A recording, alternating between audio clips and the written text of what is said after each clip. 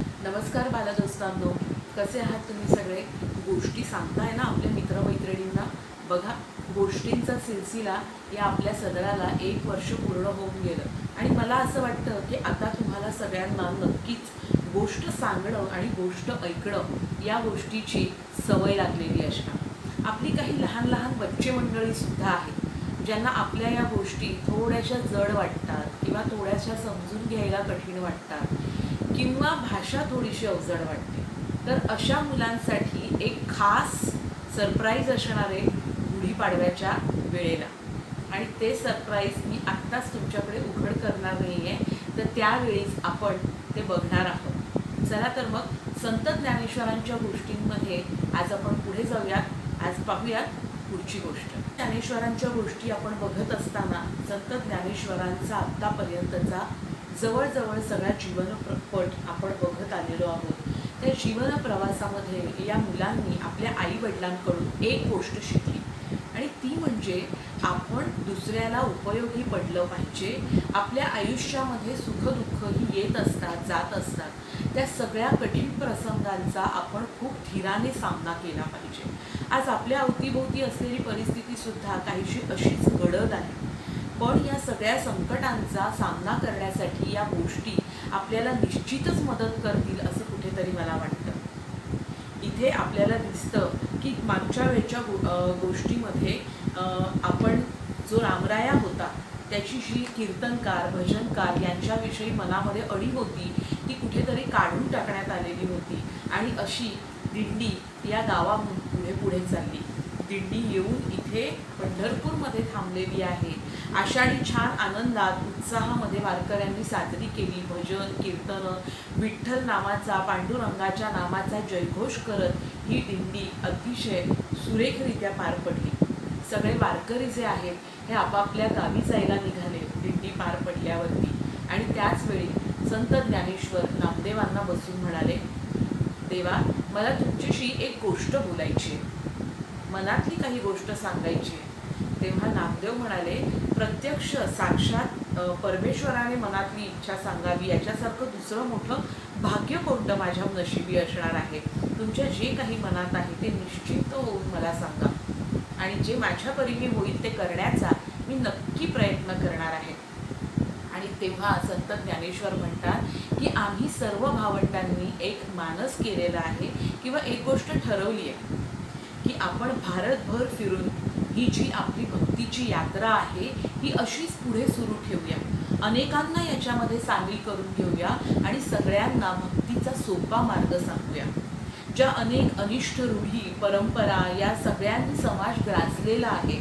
समाजातल्या लोकांना जो या पंडितांचा किंवा जुन्या रूढी परंपरांचा त्रास होतोय हा आपण कुठेतरी थांबवूया आणि देवबाप्पाची साधी सोपी भक्ती करूया असं संत ज्ञानेश्वर महाराज त्यांच्या भाषेत नामदेवांना सांगतात. तेव्हा नामदेव महाराज म्हणतात ही तर अतिशय मौलिक आणि चांगली आनंदाची गोष्ट आहे, हे करायला काहीच हरकत नाही. तेव्हा संत ज्ञानेश्वर महाराज म्हणतात, पण देवा, आमची अशी इच्छा आहे की या सगळ्या तीर्थयात्रेमध्ये जे भारतभर फिरायचं आहे त्यामध्ये तुम्ही सुद्धा आमच्यामध्ये सामील व्हावं अशी आमची इच्छा आहे. आणि हे ऐकताच नामदेव महाराज म्हणतात की मी तर पांडुरंगाला सोडून कुठेच येऊ शकत नाही. मी आजपर्यंत एवढ्या वर्षात त्याला सोडून कधी कुठे गेलेलोच नाही. त्याचा माझ्या शिवाय घास घशा घालून उतरणार नाही आणि माझे त्याच्याशिवाय दिवस जाणार नाही. मी जायचं जरी म्हटलं तरी परमेश्वर पांडुरंग मला या सगळ्याची आज्ञा देईल की नाही हे मला माहिती नाही आहे. त्यामुळे मला परमेश्वराला विचारावं लागेल.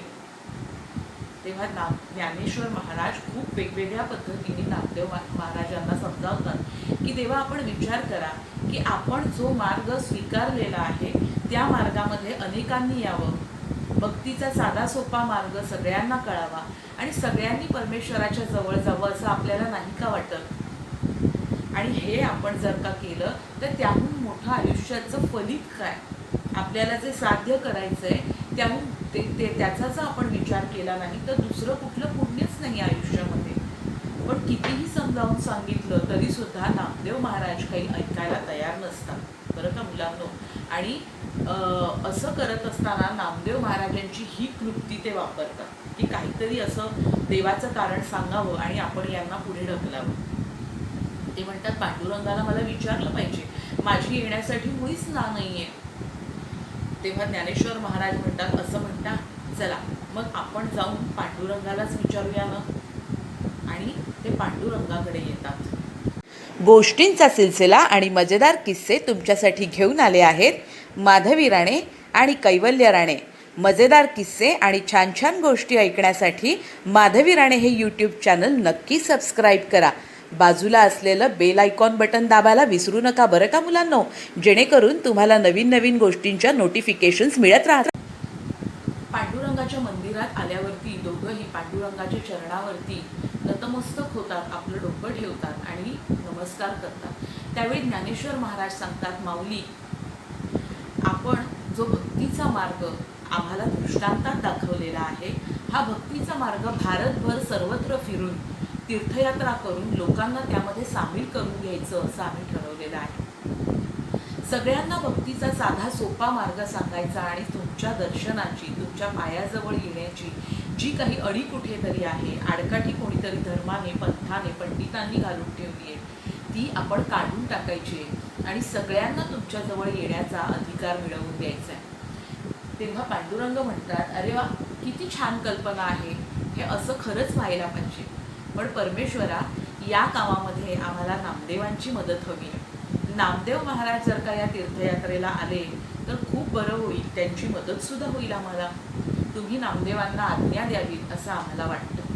तेव्हा पांडुरंग म्हणतात, नामदेवा, एवढ्या चांगल्या कामामध्ये तू गेलंच पाहिजेस आणि साक्षात परमेश्वर तुझ्याकडे ही इच्छा व्यक्त करतोय. म्हणजे कैवल्याचा खरा अधिकार या ज्ञानेश्वराला आहे. तू माझा खरा भक्त असलास तरी सुद्धा खरं ज्ञान, चराचरातलं ज्ञान, कैवल्य हे या ज्ञानेश्वराच्या ठाई कुठेतरी उमटलेलं आहे.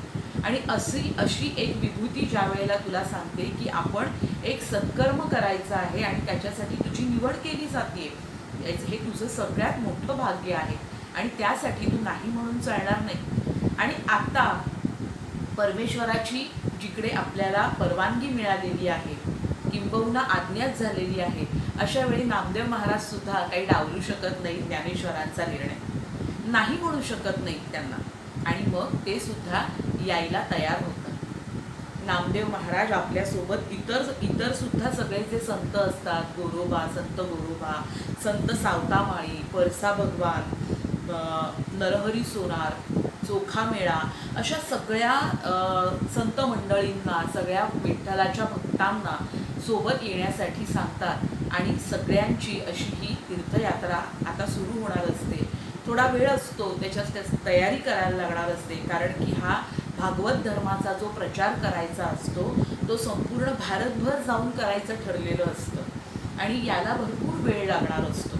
म्हणून आपल्या घरादाराची, आपल्या शेतीवाडीची सगळी सोय करून निघणं खूप अत्यावश्यक गरजेचं असतं. बैलगाड्या तयार व्हायला लागतात, सगळ्यांची चोख व्यवस्था केली जाते. आणि मग अशा वेळेला आपण नामदेवांना वाटतं की आपण आपले जे गुरु आहेत विसोबा खेचर, हे औंढ्या नागनाथ इथं असतात, तिथं जाऊन त्यांचं दर्शन घेतलं पाहिजे. अलीकडे त्यांची प्रकृती पण थोडीशी बरी नव्हती, त्यामुळे त्यांची संमती घेऊन यावी, जशी पांडुरंगाची मिळाली तशी, आणि त्यांचे आशीर्वादसुद्धा सोबत घेऊन यावे.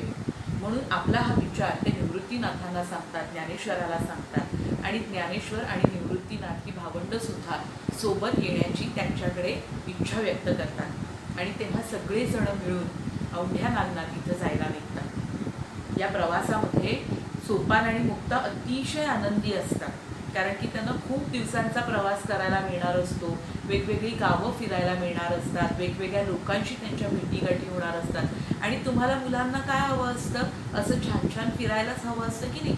ही जरी देवाची अवतार असली तरी त्यांनासुद्धा या सगळ्या गोष्टी कराव्याशा वाटत असतात. आणि ती तर खूप लहान मुलं असतात, त्यांच्यावरती ही जबाबदारी पडलेली असते. आणि मग वाटेमध्ये निवृत्तीनाथ औंढ्या नागनाथ ची सगळी कथासुद्धा सगळ्यांना सांगतात. बैलगाड्या हळूहळू रेशीपाशी येतात, तिथे छान त्यांचा पाहुणचार होतो. आणि ही सगळी भावंडं येणार आहेत म्हणताना विसोबा अगदी आनंदून गेलेले असतात. आपला शिष्य येणार आहे, त्यांच्याबरोबर ही भावंडं येणार आहे, त्यांच्या उत्साहाला पारावार उरलेला नसतो. बघा, आपल्याकडे कोणी आपले लाडके नातेवाईक येणार असतील आगंतुक नाही बरं का, लाडके नातेवाईक येणार असतील तर आपण कसे खुश असतो, सगळी तयारी असते, तशा पद्धतीने विसोबांनी त्यांच्या स्वागताची सगळी तयारी केलेली असते. त्यांचं स्वागत होतं, पाहुणचार होतो, दुपारची जेवणं आणि थोडीशी विश्रांती होते.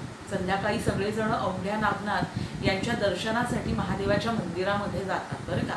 आणि तिथे बघतात तर सभामंडपामध्ये भजन कीर्तन सुरू असतं. आणि त्याच वेळेला घरातून निघताना विसोबा खेचर म्हणालेले असतात की आता थोडंसं प्रकृती अस्वास्थ्यामुळे मी काही सकाळ संध्याकाळ तिथे जाऊ शकत नाही. तेव्हा नामदेवा तुझ्या अभंगांचा आणि तुझ्या कीर्तनाचा आस्वाद इथल्या लोकांनाही घेऊ दे.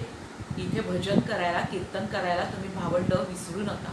आणि सोबत असा पखवाज वाजवणारा आपला एक सेवकही त्यांच्यासोबत देतात. ती सगळीजणं निघतात आणि तिथे आल्यावरती बघतात तर कीर्तन सुरू असतं. तिथल्या पुजाऱ्यांना विचारलं जातं, तेव्हा ते पुजारी म्हणतात की इथे आधीच कीर्तन सुरू आहे. आणि ते विसोबांना ओळखत असतात म्हणून ते सांगतात तुम्ही असं करा, मंदिराच्या पाठीमागच्या बाजूला जाऊन तुम्ही कीर्तन किंवा भजन करू शकता. देवाचं दर्शन घेतात सगळीजणं. आणि गुरूंची आज्ञा झाली आहे म्हणताना कीर्तन सुरू असताना सुद्धा आपल्याला भजन, कीर्तन किंवा प्रवचन, अभंग हे म्हटलेच पाहिजेत. त्यांची आज्ञा म्हणजे शिरसावत. आज जरी आपण आपल्या गुरूंचं ऐकत नसलो कुठेतरी, तरी तेव्हा असं नव्हतं बरं का मुलांनो. आपल्या गुरूंच्या मुखातनं निघणारा शब्द हा शेवटचा शब्द असायचा. मोठ्या माणसांनी सांगितलं की ते केलंच पाहिजे, या गोष्टी आपल्याला शिकवत असतात. सगळेजण पाठीमागच्या बाजूला येतात मंदिराच्या. आणि तिकडच्या लोकांना ज्यांना कधी भजन, कीर्तन या सगळ्याचा लाभ, आनंद घ्यायला मिळत नसतो, पाठीमागे अशी थोडीशी कमी ह्याच्यातली वाईट टाकलेली अशी लोकं राहत असतात, ती लोकं हळूहळू जमायला लागतात. देवाचं, पांडुरंगाचं नामस्मरण सुरू होतं, जयघोष सुरू होतो, नामदेवांच्या मुखातनं अभंग प्रसवू लागतात. आणि ते गाणं सगळ्यांच्या हृदयाला जाऊन भिडतं. ते कीर्तनामधून परमेश्वराची महती सांगतात. आणि आपण सगळ्यांनी भक्ती कशी केली पाहिजे, कशी निर्मळ असली पाहिजे, आणि परमेश्वर कसा सगळ्यांसाठी सारखा आहे. श्रीमंतांसाठी तो आधी, नंतर तो गरिबांसाठी वगैरे असं काही नसतं. हृदयापासून आपली जाणारी जी हाक असते ती परमेश्वरापर्यंत पोहोचते. हे अभंगांमधून नामदेव महाराज सांगत असतात. आणि हे अभंग हळूहळू मंदिरामध्ये बसणाऱ्या लोकांच्या सुद्धा कानापर्यंत जाऊन पोहोचतात. इकडे कीर्तन सुरूच असतं, पण नामदेवांच्या अभंगांचा गोडवा त्यांच्या हृदयाला थेट भिडतो. आणि सगळीजणं हळूहळू हळूहळू उठतात आणि पाठीमागे मंदिराच्या जिथे नामदेवांचं भजन चालू असतं तिथे येऊन बसतात. हळूहळू जेव्हा इकडे कीर्तन सुरू असतं सभामंडपात, ते कीर्तनकार आणि पुजारी सुद्धा बघतात की सगळी लोकं गेली तरी कुठे, म्हणून बघण्यासाठी पाठीमागे तो अभंगांचा गोडवा त्यांना खेचून आणतो. आणि बघतात तर काय, नामदेवांच्या रसाळ वाणीने सगळं वातावरण दुमदुमून गेलेलं असतं. नामदेव गात असतात आणि सगळेजण तल्लीन होऊन जातात, अक्षरशः पुजारी आणि तिकडे कीर्तन करणारे कीर्तनकार सुद्धा. इतकी मधुर आणि रसाळ वाणी असते की जे कार्य ज्ञानदेवांनी हातात घेतलेलं असतं ते कुठेतरी परिपूर्णतेकडे जातंय की काय, हे निवृत्तीनाथ आणि ज्ञानेश्वरांना बघायला मिळते, याची प्रचिती येते. आणि आता हे जे काही भक्तीचा मार्ग सोपा करून सांगण्याचं कार्य आहे हे अधिक सोपं आणि सुलभ होणार आहे याची त्यांना खात्री पटते. बराच उशीर झालेला असतो. नामदेवांचे डोळे उघडतात, बघतात तर काय, सगळा सभामंडप इकडे आलेला असतो. इकडे सगळेजण तल्लीन होऊन गेलेले असतात विठ्ठल नामाच्या गजरामध्ये आणि त्यांना खूप आनंद होतो. सगळेजण पुन्हा आपल्या पर्णकुटीकडे येतात आणि नंतर तीर्थयात्रेला जाण्यासाठी सगळ्यांची तयारी सुरू होते. तर बघा मुलांनो, आपण जे काम हातात घेतो ते दृढ निश्चयाने आपल्याला केलंच पाहिजे. त्यासाठी आपण मनामध्ये गोष्टी ठरवल्या पाहिजेत आणि त्या दिशेने चालत राहिलं पाहिजे, मार्गक्रमणा केली पाहिजे. आता कोणतीही परिस्थिती असेल, फार वातावरण बाहेर वाईट असेल, पुन्हा नेहमीसारखं काही घडत नाही आहे, मनासारख्या गोष्टी घडत नसतील, पण म्हणून खचून जायचं नाही. आपण सगळ्यांनी आपण जिथे आहोत तिथून आपल्याला हव्या त्या गोष्टींना साथ घातली पाहिजे, त्यांची भक्ती केली पाहिजे आणि त्या दिशेने पुढे गेलं पाहिजे. या गोष्टी आपल्याला हेच सांगतात नाही का. संत ज्ञानेश्वरांच्या गोष्टी अशाच आपण पुढल्या भागांमध्ये सुद्धा ऐकणार आहोत. आणि त्या जर का तुम्हाला ऐकायच्या असतील वेगवेगळ्या संतांविषयी, ज्ञानेश्वरांविषयी, तर माधवी राणे हे यूट्यूब चॅनल नक्की सबस्क्राईब करा. बाजूला असलेलं बेल आयकॉन बटनसुद्धा दाबा, जेणेकरून तुम्हाला या गोष्टींची सूचना मिळत राहील. तुमच्या मित्रांना गोष्टी पाठवा, गोष्टी ऐका आणि गोष्टी ऐकवा. चला तर मग भेटूया अशीच एक छानशी गोष्ट घेऊन पुढच्या शनिवारी. तोपर्यंत टाटा. गोष्टी पंचतंत्रातल्या, गोष्टी रामायण महाभारतातल्या, गोष्टी आजी आजोबांच्या, गोष्टी देवांच्या आणि संतांच्या, गोष्टी सणांच्या, गोष्टी ऐकायला आवडणाऱ्या प्रत्येक माणसासाठी आम्ही घेऊन आलो आहोत गोष्टींचा सिलसिला आणि मजेदार किस्से हे सदर. तेव्हा ऐकायला विसरू नका आणि सबस्क्राईब करा माधवी राणे हे यूट्यूब चॅनल.